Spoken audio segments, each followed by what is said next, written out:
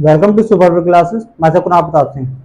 अभी तक हमने नदियों में एक क्रम देखा था कि नदियों में हमें क्या क्या पढ़ना है। तो उस क्रम में सबसे पहले हमने नदी तंत्र देखा था, उसके बाद में नदियों के जो उद्गम स्थल थे वो डिस्कस किए थे, और आज उसके बाद में थर्ड नंबर पर चलेगा नदियों के मुहाने, मतलब कौन सी नदी आखिर में कहाँ गिरती है। तो सारी चीजें एक क्रम से पढ़ने वाले हम लोग।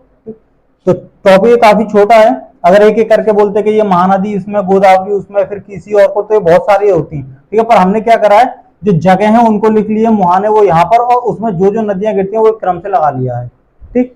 तो एक तरफ से देखने वाले हैं, तो सबसे देखते हैं बंगाल की खाड़ी में। तो देखो ये जैसे भारत का नक्शा है ये,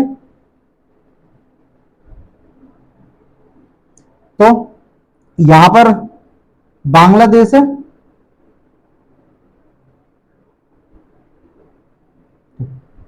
और यहाँ पाकिस्तान। तो यहाँ इधर है अरब सागर, पाकिस्तान की तरफ अरब सागर, और यहाँ बांग्लादेश के नीचे बंगाल की खाड़ी। ऐसा क्यों? क्योंकि ये बंगाल था कभी पश्चिमी बंगाल ही, तो पूर्वी बंगाल ही तो बांग्लादेश बन गया है, और पश्चिमी बंगाल आज हमारे पास है पश्चिम बंगाल, तो बंगाल के नीचे, तो इसलिए ये बंगाल की खाड़ी। जो बंगाल के नीचे है बंगाल की खाड़ी, और जो पाकिस्तान की तरफ है वो है अरब सागर, और जो गुजरात के नीचे है ये है खम्बात की खाड़ी।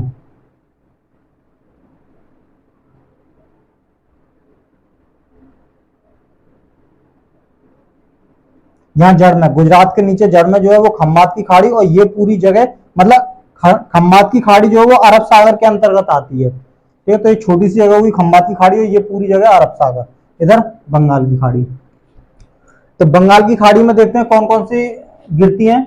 तो महानदी, गोदावरी, कृष्णा कृष्णा नदी, और कावेरी नदी, ब्रह्मपुत्र और गंगा, तो ये सारी गिरती हैं बंगाल की खाड़ी में। ये जो वीडियो नंबर 6 था उसमें हमने सारी देख ली थी मैप में कि कौन सी नदी कहाँ कैसे होके आती जाती है, ठीक है। तो उसमें भी हमने देखा था ब्रह्मपुत्र यूं करके आके और अरुणाचल प्रदेश, असम और फिर बांग्लादेश होती हुई और फिर बंगाल की खाड़ी में गिरती है, और सिंधु नदी उस तरफ निकल जाती है अरब सागर की तरफ, पाकिस्तान होते हुए। और ब्रह्मपुत्र के नाम वगैरह चेंज होते हैं पल पल पर, जैसे तिब्बत में नाम अलग है, अरुणाचल में अलग है, असम में अलग है, और बांग्लादेश में उसके नाम अलग है। तो ये चीज भी हमने देखी थी वीडियो 6 में। तो देखते हैं इनकी एक ट्रिक है। गंगा पुत्र कृष्ण महान गोदी में खेलते थे कभी। गंगा पुत्र जो कृष्ण थे वो कभी महान गोदी में खेलते थे, यशोमती माता के उसमें खेलते थे गोदी में, तो वो बोले गंगा पुत्र कृष्ण महान गोदी में खेलते थे कभी। गंगा से गंगा, पुत्र कृष्ण, कृष्ण से कृष्णा नदी, महान से महानदी, गोदी मतलब गोदावरी में खेलते थे कभी, कभी मतलब कावेरी। तो इस तरह से ये होगी। अच्छा, गंगा इसमें गिरती है, यमुना कहाँ गिरती है? तो यमुना जो है वो गंगा में ही जाके मिल जाती है। यमुना नदी, जैसे गंगा जा रही है तो गंगा में ही यमुना नदी मिल जाती है, ठीक है। तो वो कहीं ऐसे गिरती नहीं है। अब खम्बात की खाड़ी में देखते हैं, मतलब इधर कौन कौन सी गिरती है। तो वो है नर्मदा, ताप्ती, माही और साबरमती। इनकी ट्रिक है, सब नामर तड़पते हैं माही के लिए, सबसे साबरमती, नामर से नर्मदा, तड़पते ताप्ती, माही के लिए मतलब माही नदी। तो ये हो गया खम्बात की खाड़ी के लिए। अब अरब सागर में देखते हैं, तो उसमें सिंधु नदी और मांडवी नदी। सिंधु नदी यहाँ से तिब्बत के मानसरोवर से निकल के पाकिस्तान, जम्मू कश्मीर, पाकिस्तान होते हुए यूं करके अरब सागर में गिर जाती है। अब ये एक चीज समझने वाली है कि अगर क्वेश्चन में आता है कि नर्मदा नदी कहाँ गिरती है और उसमें खम्बात की खाड़ी ना देकर अरब सागर दे, तो क्या अरब सागर सही होगा? तो ये सही है। दरअसल अरब सागर में जितनी भी जो खम्बात की खाड़ी वाली नदियां हैं वो सारी अरब सागर में भी मानी जाएंगी। क्यों? क्योंकि खम्बात की खाड़ी खुद अरब सागर के अंतर्गत आती है, तो इसलिए जो नदियां खम्बात की खाड़ी में गिर रही हैं उनको हम कह सकते हैं कि वो अरब सागर में भी गिर रही हैं। तो इस तरह से खम्बात की खाड़ी की सारी नदियां अरब सागर में बोली जाएंगी। तो अगर अरब सागर में मेन देखी जाए तो वो सिंधु नदी और मांडवी, ठीक, और पेरियार, ये नदियां हो गई। पर अगर सारी ही देखी जाए तो ये खम्बात की खाड़ी है वो भी अरब सागर की मानी जाएगी, क्योंकि ये खम्बात की खाड़ी खुद अरब सागर के अंतर्गत आता है। ये चीज क्लियर होगी। और वैसे अगर खाली अरब सागर में देखें तो जो ये नदियां वो हैं जो खम्बात की खाड़ी में नहीं गिरती, ये लंबी होकर जाती हैं और फिर ये अरब सागर में गिरती हैं, या फिर मांडवी, पेरियार वगैरह ये यहाँ गिरती हैं। और खम्बात की खाड़ी केवल इतना ही हिस्सा है गुजरात के जस्ट नीचे, तो बाकी तो सारा अरब सागर, तो मांडवी और पेरियार वगैरह ये सब यहाँ आ जाते हैं जो कि खम्बात की खाड़ी से दूर है, तो ये केवल अरब सागर में ही आएंगी। ये नदियां केवल अरब सागर में है और ये सारी नदियां अरब अरब सागर में, मतलब जो खम्बात की खाड़ी की नदियां हैं वो भी अरब सागर में आ जाएंगी। पर अरब सागर की जो ये 3 नदियां ये खम्बात की खाड़ी में नहीं बोली जाएंगी। अब देखते हैं अरब सागर की होगी सिंधु नदी, मांडवी और पेरियार। इसकी है अरे यार साधु, अरे यार साधु, अरे से अरब सागर, यार से पेरियार, साधु सिंधु। ठीक है, मांडवी को ऐसा कर लो, अरे यार साधु को मत मारो, साधु को मत मारो, मार मतलब मांडवी, मार मांडवी, अरे यार साधु को मत मार।